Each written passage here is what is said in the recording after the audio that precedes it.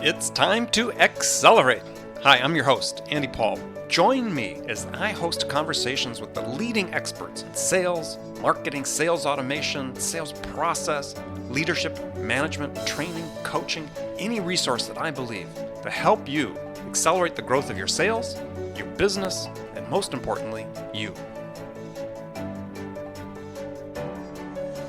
Hello and welcome to the show. Today our guest is Nancy Nardin, one of the leading experts on sales tools that can help you grow your sales. Nancy, how are you today? I'm doing terrific. Thanks, Andy. So rather than have me just sort of read the standard biographical information about you, why don't you take a minute, introduce yourself to the audience, tell us what you do and who you do it for. Sure. Well, I started Smart Selling Tools about 7 years ago, and the main purpose is to offer resources for sales and marketing practitioners to learn about tools. And I was maybe a little bit ahead of my time, but Mm-hmm. certainly I'm not because there's so many tools out there. Over 1,000 marketing tools and probably even just as many sales tools. So if I was still a sales practitioner, I don't know how I'd figure it all out. So that's what our purpose is at Smart Selling Tools, to offer great information. We don't charge for that. We don't sell software. We just make it available for people to help them figure out how to grow their revenue with the right tools. So let's go back a little bit to the beginning. How'd you get your start in sales? Let's see, how did I get my start in sales? I got my start in sales in Sacramento, which is where I'm at now. It kind of came full circle. And I got a sales job as a rep in Radio Shack's very first computer center store. Ah, And so I was, thrown into the tech world from that perspective, although it wasn't, I don't know how techy it is now looking back. And oh, the TRS 80 right, exactly. The TRS 80. Yep. or the Trash 80 as people fondly called it. Yeah, yeah, that was before Windows was the default operating system. CPM. Is CPM, yep, and I was one who predicted CPM would win out. So Maybe you shouldn't have said that. We're going to buy you. We're going to read your newsletter. exactly right. But that, well, let's just say that's what experience will help you with, because that was Right. quite a long time ago. And that's how I got my start. And then I quickly realized retail is not the place for me, but it did give me a lot of great experience selling to the government. I mean, I was here in Sacramento, so we were able to sell our Tandy TRS 80s to the state government, and gave me some good experience and got me into sales. So I think that's maybe one thing is, find something that can get you into sales so that Hmm. you can use it as a stepping stone. So where'd you go from there? Well, from there, I didn't know what the heck I was going to do. I had no idea. So I flew home to Iowa to just think about it. And I was on an airplane. The plane was full except for one seat next to me. And of course, somebody comes on at the last second. Hmm.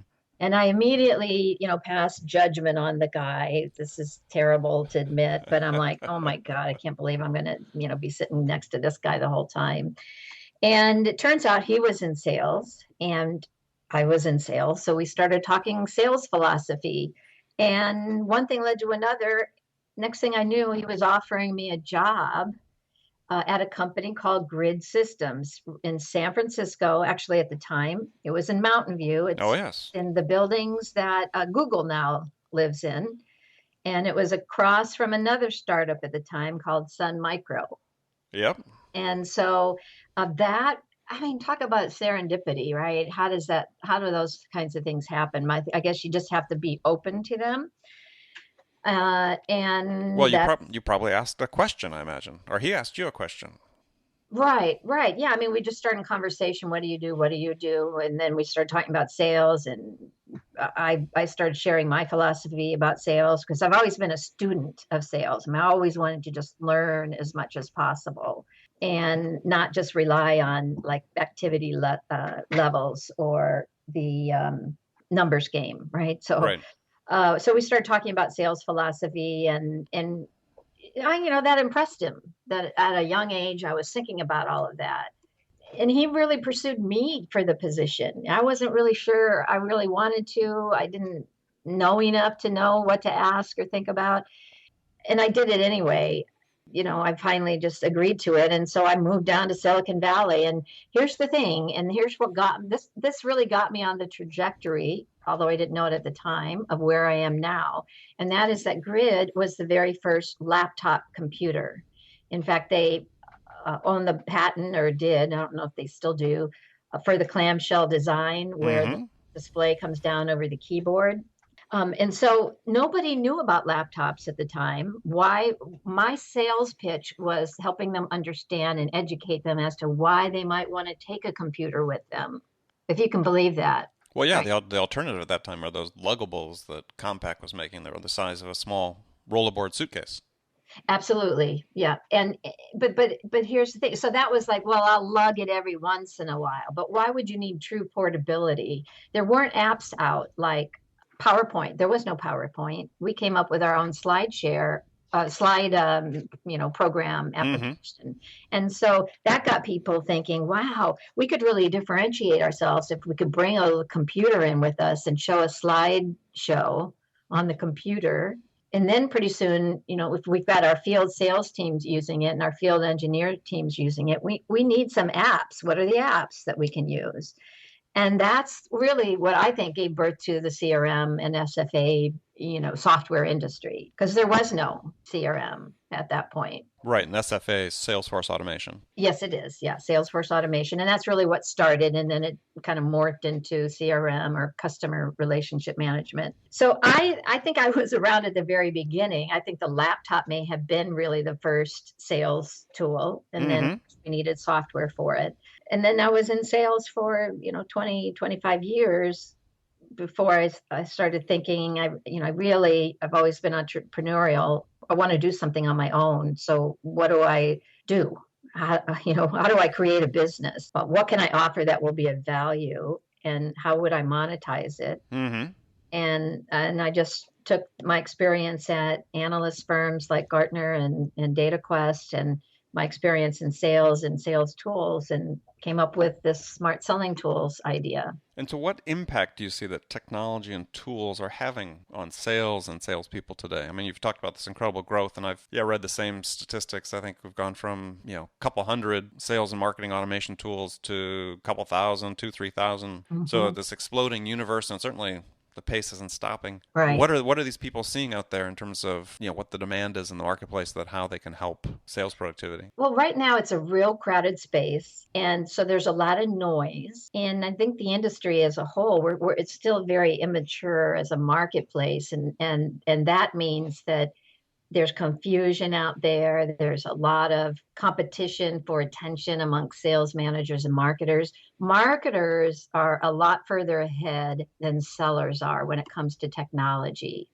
First of all, I think their budget and part of their responsibility is to get tools that will help them with marketing. That hasn't really been the case on the sales side. Well, why do you think that is? The sales, I think it's because that's just traditionally not where it came from. Sales, the only numbers really that mattered were what revenue came in. And then, we started drilling it down to activity level. Of course, that matters. But marketers have always been expected to measure everything, right? And they've also always been given budget to get the tools to measure everything. Not so in sales. Sales, as long as you make your number, nobody really cares how you got it done. They just expect you to make your number. Yeah, and I've always had this perspective that management, especially when it looks at sales, is sort of saying, well, the only sales tool I need is the salesperson, right? That's what I'm investing in. And Right. somehow, if I have to invest in this technology to support them, then somehow maybe I don't have the right salespeople. I mean, True. I always I think that is a lot of it. And I and draw the analogy to just finish the story with my dad when I was a kid, and we grew up in Wisconsin, and he'd wake me up at 5:30 in the morning on a winter day to go out and shovel the the driveway so he could get back out of the car and go to work. And I'd say, well, when are we ever going to get a snow thrower, to make this easier so I'm not spending 2 hours in the morning doing this? And he said, hey, I've got one. oh, that's good. Yeah, But that's I good. see the same thing with CEOs and managers and so on is, yeah, I've got all the sales tools I need. I'm invested in these salespeople. Correct. Yep. And sales managers did it themselves, right? They typically come up through the ranks. They did it without any tools. They did it with, pure gumption and skill set and determination and, persistence. And I think there's still a lot of belief that that's what my salespeople should be doing. Now, CRM is different, because you need a way to keep track of what you're doing, but primarily the reason I think CRM is so prevalent is that managers feel like they get what they need. It's still a what's in it for me, and managers are not very good yet at thinking about what's in it for the salesperson. And therefore, I think we still have a long way to go before sales tools are going to be considered a critical element for a team. I mean, I have a hard time even getting a lot of sales managers to think about why productivity itself is so important, and the notion of sales capacity, and how we need to use our sales capacity very wisely and optimize it. Sales managers don't typically think about that. They really are. And part of it is because the time pressure. There's not a lot of time to think about these things for them. They're busy coaching, pushing, having one-on-ones, going on sales calls. So this gets back again to, has anybody been given the responsibility and the budget to say, hey, you are going to look at this as a critical initiative as part of your job, and you will be held responsible for figuring out how do we optimize the use of our sales capacity and what technology is needed to do that. Yeah, and I think that this word capacity is really a critical word for anybody that's listening, whether you're an individual salesperson or you're a manager, there's a finite capacity, it's really measured by time, right? How much time does a salesperson have in order to sell something? And as in my point of view, from a manager's perspective, you really need to be thinking about, geez, how much revenue am I generating per unit of time that they have available? That's it. And if you're not thinking about it in that perspective, how do I optimize the number of dollars of, the quantity of dollars of revenue I can generate per hour of salesperson sales time? You got it, You're, Andy. you're missing the boat. Right. It's like revenue per square foot in retail. I mean, exactly. these are the kinds of metrics that have not been put into place yet, but we're getting there. And the software solution vendors are helping to educate the market about that. But there's a lot of sales software tools that are still way ahead of the market, because we think that the market should be there, but it just isn't. A lot of times I'll ask people what their budget for sales tools is, and they still just give me their CRM budget. Yeah. So we have a fundamental disconnect still in terms of where we are versus where we need to get to. Got it. Well, I want to talk after the break. I want to talk more about the specific tools that you recommend, that maybe the categories and some specific examples of tools that companies are using, that they're earning an ROI on, that would be useful for people to put to use in their business. Sure. So before I go, though, I want to give you a hypothetical situation to think about, and we'll talk about this as soon as we come back from the break. And here's the situation: as you're a new manager being hired into an existing company where sales have sort of stagnated, and you're under pressure to make things happen quickly. So what would be the two things you would do in the first week that would have the biggest impact for setting a new direction? So think about that. Yep. And we'll be back right after the break. Stay with us again. We're with Nancy Nardin, one of the leading experts on sales tools, and she'll share her insights on some specific tools that help you amp up your sales. We'll be right back. Hi, this is Andy. Connect and Sell is used by sales reps at nearly 1,000 companies, including hundreds of technology startups and several Fortune 500 companies, to overcome the challenges of getting prospects on the phone. Companies using Connect and Sell grow their revenues faster by enabling their sales reps to have more sales conversations in 90 minutes than they could otherwise achieve in an entire week. Connect and Sell can be deployed directly to your sales reps, or you can take advantage of their outbound on-demand service, which delivers qualified prospect meetings scheduled directly on your sales reps' calendars. Visit connectandsell.com to learn more about how Connect and Sell can start filling your pipeline today. Welcome back. My guest today is Nancy Nardin. You can catch Nancy online at smartsellingtools.com. And make sure you subscribe to her newsletter, a weekly newsletter full of great information about sales tools, marketing tools that can help you drive increased sales. So, Nancy, before we jump into talking more specifically about sales tools, let's get your answer on the hypothetical situation I posed to you before the break. You're a manager, new manager at a company whose sales have stagnated. They want you to come in and make a huge impact quickly. What can you do in the first week? Or what would be the two things you do in the first week that could have the biggest impact? Boy, I have in my mind that's an easy thing to think about because there's two things in my mind that are most critical, and that is it has to do with the same thing. What's going on? Why don't we have the sales traction? And the two audiences that have the answer to that are the sales members themselves and the customers. So I would set up some interviews with customers and prospects that didn't buy, Mm-hmm. right? So, you had a need, you were presumably interested. Why weren't we able to make, a connection? What caused you to not go forward? I would want to know that. And I would want to know what did cause people to go forward with our solution and what they like best about it so that we could start to focus on what's working as well as what's not working. And then I would interview the sales members. I think that a lot of managers don't give salespeople, the respect that they deserve in terms of the knowledge that they've gained, because we do have a tendency, and I do as well, to just say, well, that's just an excuse. We're making excuses here. But there probably is some things, some elements of truth that we need to be open to hearing about what's going on. And salespeople are the ones that have that. Yeah, I mean, they're the ones that are closest to the action. Hmm. Okay, good answer. I like that. Yeah, it's a good mix of inside and outside. And as I said, the solution primarily will come from the customers. So let's talk about sales tools. So let's start with sort of the categories of tools that you think are sort of most important for companies to consider investing in today based on the availability of products or good products or maybe even the ROI that they've demonstrated that companies can get from them. So which categories are most important? Let's set aside CRM because everybody sort of knows about that. Yeah. And it's interesting too, because I do set aside CRM quite a bit. In fact, I don't even have CRM tools on my site. And that's because there's already so much focus on CRM, and I don't view CRM as a sales productivity tool. Now, it's a necessary tool. It is a system of record, but I don't think that salespeople should necessarily be using it as their main interface.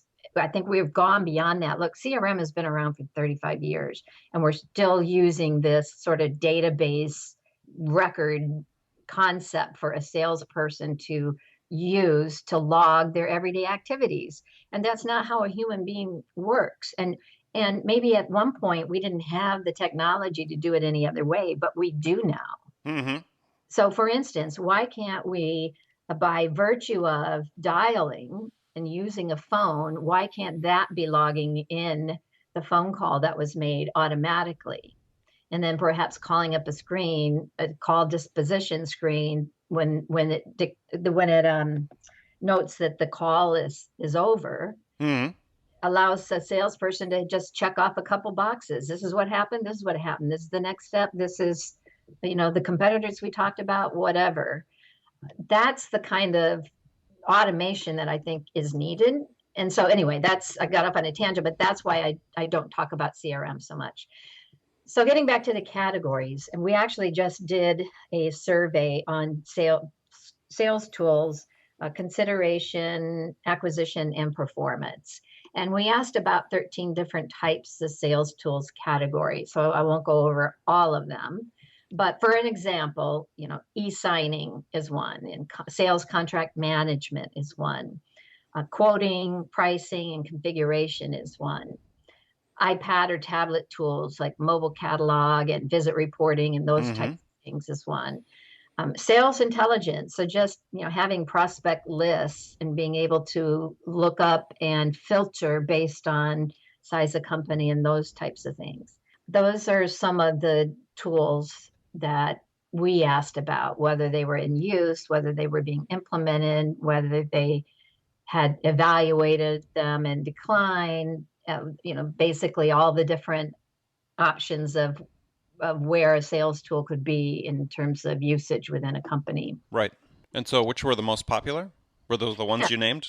Not no, not really. So the ones that were rated the most popular in terms of usage were three of them. One was prospect communication and engagement, and the way we defined that was some anything that would augment email as a delivery tool Mm-hmm. of follow-up information. And so that might be something like a Yesware or a Live Hive or a Clear Slide. Okay, so, and maybe just for people that aren't familiar with those, explain functionality. Basically, they give you the ability to track whether your emails have been opened or Hmm. whether the content you've attached to an email has been opened. If you have a PowerPoint presentation you attach to an email, you can tell whether it's been clicked on. In some cases, like with ClearSlide, you can even tell which slides they've looked at, right? Exactly. Yep. Yep. And this is very important insight for a salesperson because, and I'll just give you an example. So let's say that you send an email out. Most of the time, we have no idea what happens after that. We have to spend time, mental time, and we have to spend energy just thinking about, well, what's the right time to call back? Did they even get the email? Should I send a follow up in 2 days to say, hey, did you get it? What do you think? So that's a lot of time and energy and resources. If you think back to capacity that we were just talking about, that's not a good use of sales capacity. So if instead you send an email and it's got some sort of tracking code in it that can tell you, guess what, this customer just opened your email, well, that would be a great time to pick up the phone and give them a call because you know that they are actively engaged and thinking about your solution or that they are reading your proposal. Yeah, Another example, or they've yeah, they've come back 3 times to look at your proposal. I mean, I right, think right, it's right. yeah, that indicates the level of interest. Exactly. I mean, I think that and I just make the blanket statement that if you're a sales manager or a business owner, yeah, you're making a fundamental mistake today if you're not investing in these tools. And these tools are, for the most part, are very inexpensive. I know Yeah, some can be more expensive, but something like Yesware, I think is still on the lower end in terms of price, certainly high functionality. But, if you're going to it's spend not that expensive. 10 bucks a month or whatever it is, 20 bucks a month, it's nothing. And you give your salespeople so much great intelligence that they can use. And the example that you gave is a perfect one. I use it that way.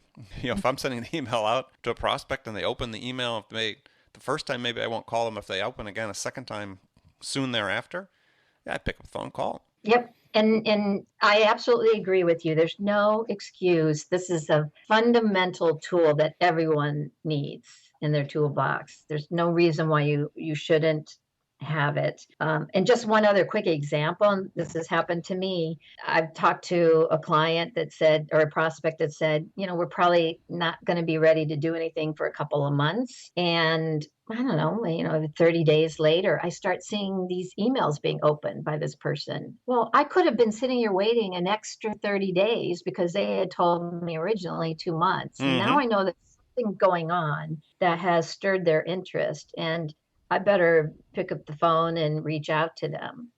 Yeah, and it. I know some people on the surface. I've talked to some management types saying, "Hey, that's a little creepy." It's not creepy. It's the way the technology works. It gives you some insights, and that's really what you want. Is you want insights that you can take action on.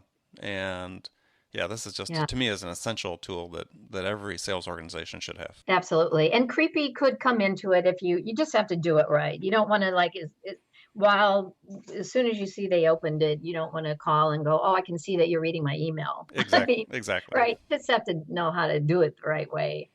I kind of equate it to those what do you call them when focus groups, right? When people get into a room and there's a big mirror and you know there's someone on the other side watching you, Right. and that's okay as long as you can pretend you don't know. But for instance, if someone turned the light on and now you could see people and they were watching you, you'd act a whole lot different. Now, nothing changed. Well, and actually, now when I get email from people that I assume that they're tracking, so you Yeah, know, I can't tell people, I didn't get that email if I opened it because there's a good chance they know that I did. yeah, yeah, that's true. So the second one that about of the people that responded, 57% were using a tool like we've just talked about. Okay. And then the second and third place tied for 55%. of people using it. And the second, well, the next two were pipeline management and deal flow. Now, this is different from CRM. The way we defined this was tools that help you map out and understand the buyer journey. Mm-hmm. So these might be tools like a membrane or a Revigi. And these are things, for instance, that will help you map out the decision makers, like do an org chart. So spell Um, the second one. It was membrane and Revigi, Revegi. okay. And I'm not sure. That seems a little high for these tools. I think maybe some people did interpret this as a CRM. That would be my take on it, although we did define it, and that was not how it was defined. But anyway, that's what that category of tools does. And part of this is salespeople, if you're working a lot of accounts and or even just one, a couple of big accounts that have a lot of players in it, you need a way to help you prioritize your follow-up. You need a way to help you figure out who's who you haven't contacted yet, who you haven't persuaded that needs to be persuaded, what the buying process looks like. And that's what those tools help with. And then the third one was inside sales tools. So these would be things like dialers. It would be things like lead routing that, when a call comes in, you route it to the right person. It could be an inside sales software, CRM-like software where, it calls up the record of that person because it recognizes it by the phone number. Mm-hmm. Mm-hmm. Um, inside sales is growing tremendously because we know that people are busier and busier and don't really want to meet in person. And we are finding that it's not necessary anymore in today's world in a lot of cases. So inside sales and SDRs, or sales development reps, someone who's kind of in between inside sales and an account rep, that practice area is really growing. So it's not surprising that that's a tool that's in high usage. Yeah, well, I sort of find it interesting is that I've always thought that sales was predominantly an inside sales profession anyway, right? I mean, you look at the bulk of time and take door-to-door salesmen out of the equation, and there aren't that many of those left anymore. But through the arc of my career is with the products I sold, I probably had, I don't know, 5-to-1, 6-to-1 inside contacts versus face-to-face contacts with customers. So it's you don't need a call center to be considered inside sales. Was my point is if you've got even a normal sales environment, what I might call a hybrid, where the bulk of the work is to be done in the office or on the phone, investigate some of these tools. Right, but that's really not what we're talking about for inside sales Oh, I tools. understand. Yeah, okay. So, but you're to your point, you're absolutely right. I mean, when I was carrying a bag, and I was always, at the top, and I remember someone coming into my office and going, "I always see you on your computer. What do you do? What are you doing?" And that just goes to your point. A lot of it is inside sales. I mean, inside work, if you will. And what I was doing is I was researching. I was thinking of things that would be of interest to the prospect that I could send to them without it being a strict push to get the deal.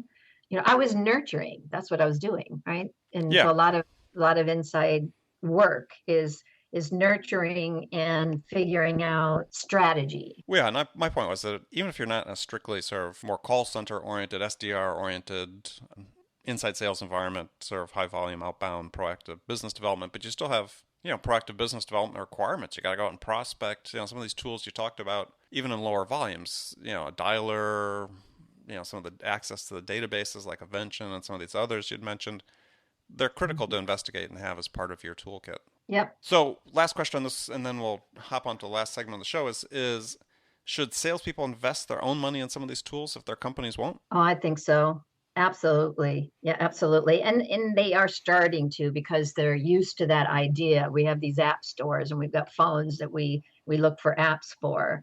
So if you're in sales and you're not thinking about going out and just getting your own tools, I think you're a little crazy because or lazy. I Yeah. mean, I hate to say it, but come on, this is a new world. If you want to be at the top of the heap, you got to find ways to put yourself there. And that may just be a combination of sales skills, but also tools to use. And at the prices we're talking about for some of these tools that don't require any kind of back end integration, like a Yesware or a Livehive or even a ClearSlide, there's no reason why you shouldn't just sign up for those on your own.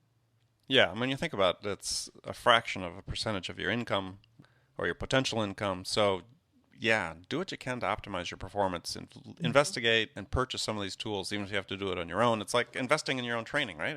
If you're a salesperson, can't wait for your company to necessarily train you. You have to be reading about sales, reading sales books, attending webinars, online training, so on your own, if need Yeah. be, to boost your productivity. So, well, great. Good suggestions. So let's move into the last segment of the show, what I call the sales corner, and give you some rapid fire questions. You can give me one word answers or you can, elaborate if you wish. Okay. So what's the most powerful tool in your sales arsenal? I would say if I think about the tool that I use every day, all day, just because of the work that I do, Mm-hmm.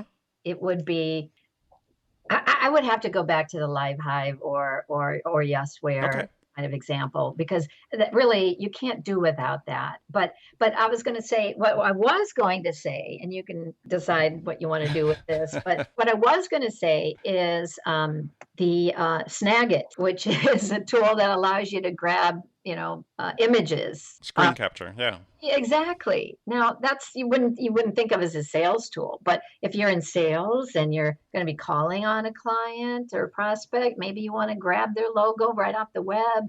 Maybe you want to grab some things out of a presentation you saw or a couple of tweets that prove that something is of interest to them or that shows you've done your research. It could, definitely be helpful for sales activities as well. Okay. That works. So what's the one book every salesperson should read? I'm gonna say that it is not what you would think of as a sales book. I Mm-hmm. would say pick up the books by Dan and Chip Heath. They're brothers, Right.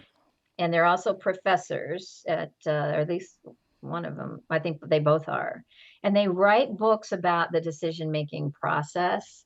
One is called Made to Stick.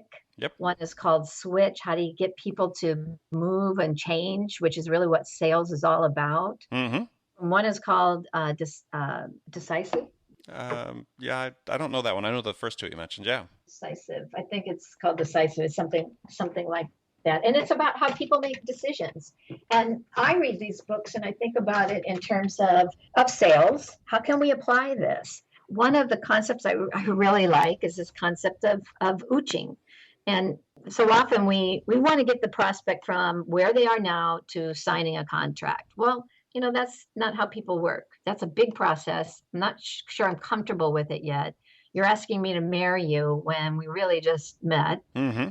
So this concept of ooching, and this is not how they really applied it, but it does apply this way, which is to say, let's help the person test their hypotheses. So if your prospect, obviously they're thinking that this could be something that would be useful. So instead of pushing for a sale, how can we help them test that hypothesis? How can we say, you know what, let's just put the decision aside for the moment and let's just test the hypotheses that your sales rep will be able to make a lot more calls. And because if that's not true, then we don't even really need to go further in our thinking. Mm-hmm. Mm-hmm. And that takes the pressure off. It shows that you have their interests in mind. It shows you want to work with them. And guess what? You're going to probably get them from A to Z a lot faster. But it's because you're not focused on Z, you're focused on B. Let's go from A to B. Right. And let's go from B to C. So that's why I like those books. Okay. Love it. So, books by the Heath brothers. What's your favorite music to listen to psych yourself up for an important sales call? Oh, I like well, my favorite song that psychs me up every time is I'm Walking on Sunshine. Yeah. Yeah. I don't know. That probably dates me too much, but I love that. I like that song. Well, I don't know. I think maybe the TRS-80 did, but Yeah, true. Why am I worried about it now? It's like, yeah. that's I'd say Pink. I love anything by Pink. okay. fired up as well. There, that's a little more contemporary. So, what's the first sales activity you do every day? Every day I think about what are the things that I have to get done that day. What are my top priorities? And that's because I know I need to focus. There's so many things that could, distract a salesperson or me. And so that's what I do. I figure out these are the things I've got to get done. And oftentimes the things that I don't want to do, I least want to do, that seem the most difficult, those are the ones I try to do first because those are typically the ones that are the most important. Okay. And last question from this group is, what's the one question you get asked most frequently by salespeople? How do I get a prospect to engage with me? They don't put it that way, right? But they'll say, how can I get an at bat? Mm-hmm. That's the most difficult thing in today's world, I believe, everyone's busy. Technology has not helped us in that regard. It's just like when I was at Radio Shack, the most amount of RAM you could get was 24 megabytes. And we just thought, well, what do you really need that much more RAM? But it's the more RAM you have, the more memory needs you have. And the same goes for our own activity levels and our own resources. The more technology we have to help us with things, the more things we end up needing to do. So that's what your buyers live in. That's the Mm-hmm. world buyers live in. So if you're in sales, how can you get their attention? You have to differentiate yourself. You have to be authentic. You have to find interesting tools that can set you apart. For instance, a clear slide. Mm-hmm. That when you have them on the phone, boom, you just switch them right immediately over to the, hey, well, if you're on the web right now, I can quickly show you X, Y, and Z. So that allows you to take advantage of the moment you have that person's attention. Right. Wait for a meeting, you've got your at bat right there. Okay. Love it. Great answer. Well, that's great. I appreciate you spending the time with us today. I want to thank today's guest, Nancy Nardin. Nancy, thanks for sharing your wisdom about sales tools with us today. And how can people learn more about you? Well, they can go to our site, smartsellingtools.com. I would encourage everyone to subscribe to our blog as well as our weekly newsletter. And one other thing, and that is that every Thursday at 11 o'clock, we have a different featured vendor give a demo. So in 30 minutes, once a week, you can learn about tools without having to figure out who do I talk to, getting involved with a salesperson. Just show up for the webinar for 30 minutes, and in no time, you'll know about a whole bunch of tools, and you can decide which ones are good for you. I like it. All right. Make sure you check out Nancy's site at smartsellingtools.com. Subscribe to her newsletter. I do. It's a great way to keep abreast of what's happening in the business. And remember, if you're an entrepreneur, you're in sales, and if you're in sales, you're an entrepreneur. So make sure you make it a part of your day every day to learn something new to help you amp up your business. So until next time, this is Andy Paul. Good selling, everyone. Thanks for listening to the show.